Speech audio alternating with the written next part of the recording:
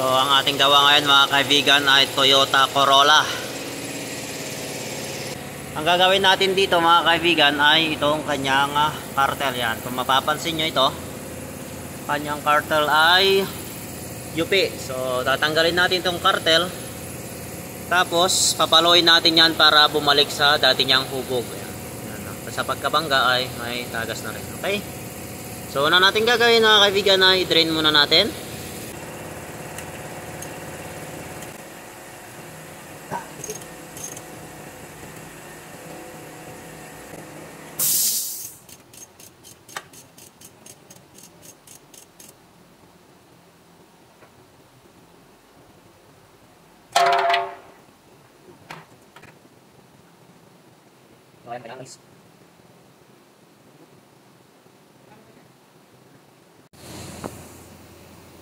So ayan mga kaibigan, tapos na nating ma-drain. So pwede na natin takpan yan para tanggalin na natin yung mga tornilyong gis. Hindi tayo matuluan kasi tatanggalin naman natin to.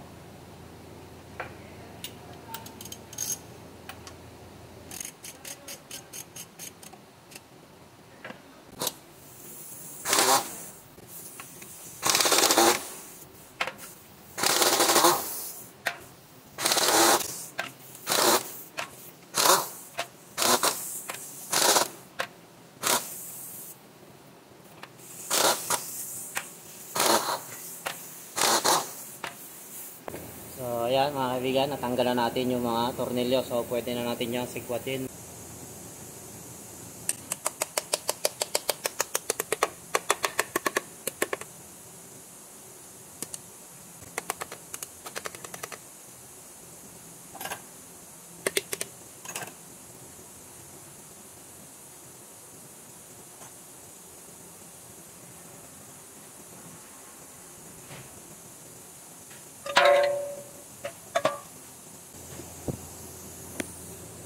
So ayan mga kaibigan, kung makikita nyo dito, natanggal na yung kanyang filter sa sobrang lakas ng impact yan. Sumayad siguro dati dito yan. Dito na yung kanyang filter. Ayan. Ayan, kung mapapansin nyo mga kaibigan, ito ay naibuka sa sobrang lakas ng impact. So ito yung kanyang filter. So lilinisan natin ito maya maya. Ayan o, ang itim ng kanyang makina dito sa loob. Yan. So linisan natin dito mamaya maya. So itatadel muna natin to. So pupukpukin muna natin para makuha niya yung saktong sentro niya.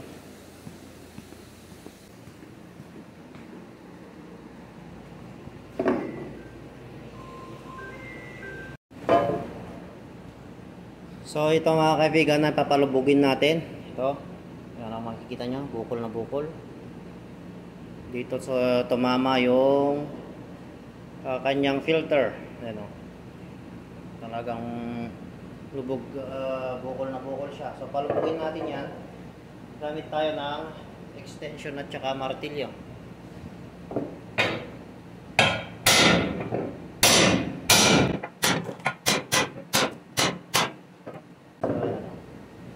Pansin nyo dito, talagang yuping-yupi. So ilulog natin.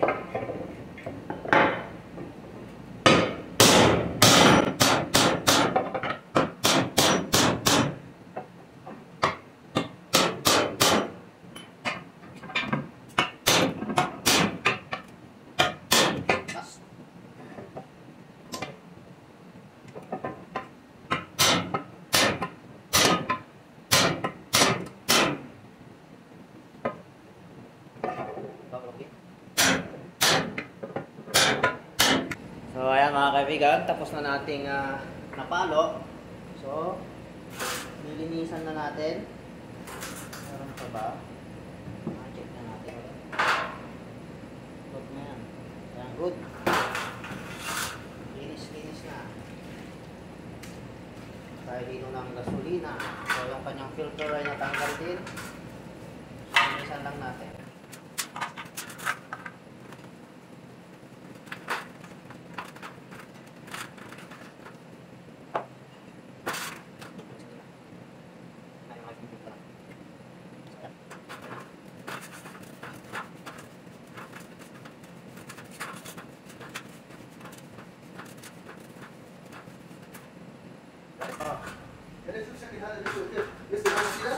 Yes. Pistol. Ayo, ada pistol. Kira.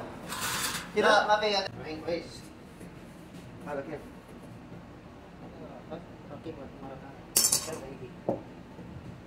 mungkin yung drop awal ada ba din kasi Ayo. adala ko ikikita. Ayo. Ada siya ko adala. Ayo, lazim kita awal. Ay.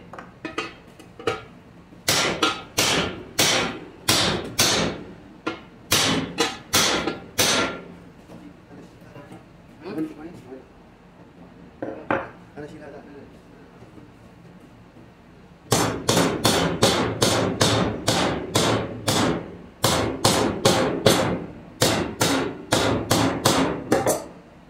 Pukpukin din natin dito mga kaibigan para hindi tumagas kapag ilagay natin. So nagpukpuk tayo dito. So dapat pukpukin din natin dito para lumapat din siya.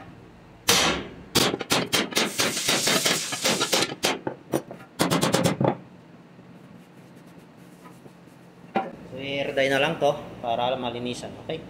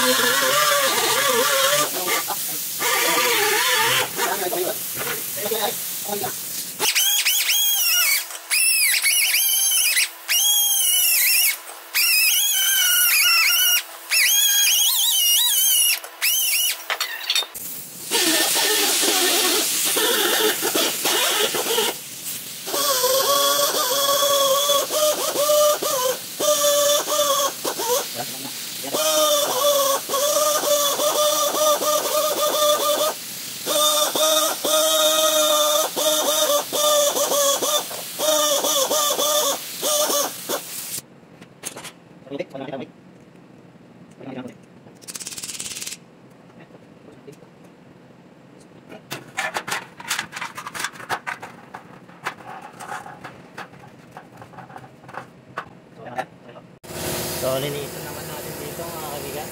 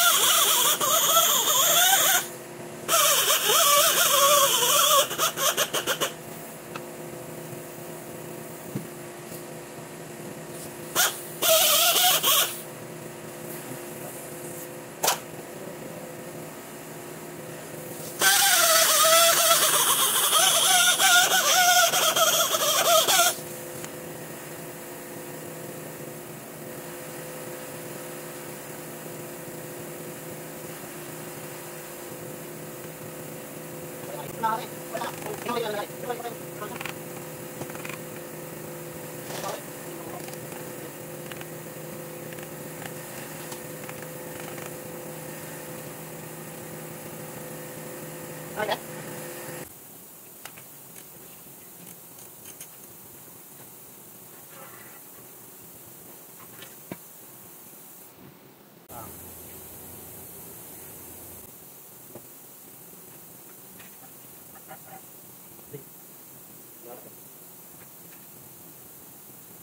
Mga kaibigan, makikita nyo ay wala na yung mga UP niya kasi na sentro na natin.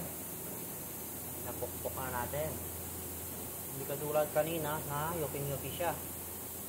At saka yung strainer, pumalas na rin sa lakas ng impact.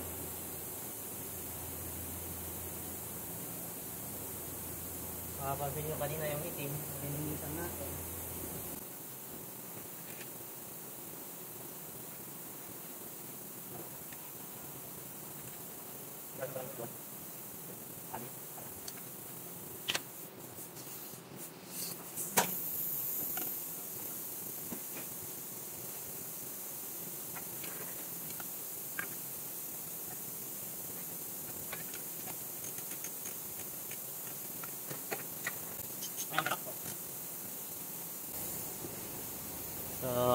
kaibigan, tapos na tayo dito sa kanyang cartel. Ayan. So,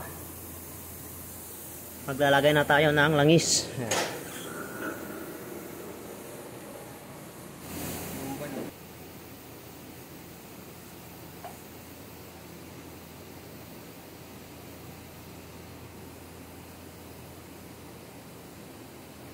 Ilan nalagay mo? Ilan na yon? So nagbukas tayo ng cartel mga kaibigan, kaya ang ilalagay natin dito ay 4.5. Ilan na yan? Okay, 4.5 mga kaibigan ha. Kapag nagbukas tayo ng kanyang oil fan.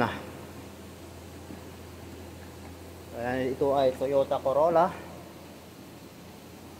So check natin yung kanyang oil level. So pakihugot naman yung oil level para pakita natin yung kanyang level. 4.5 yan, sakto yan dito banda. Para yung sa filter ay papasok pa. So sakto-sakto na yan sa tuldok. So start naman. Kulang yan. Hindi na, sakto na yan. So ayan, yung start na.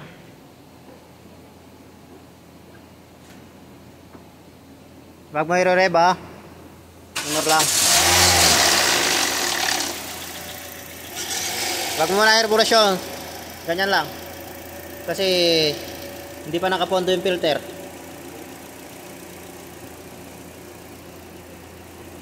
Sobrang dumi ang loob nito. Ang makina niya.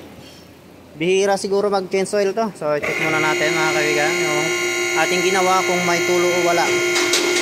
Ayan na yung maandar.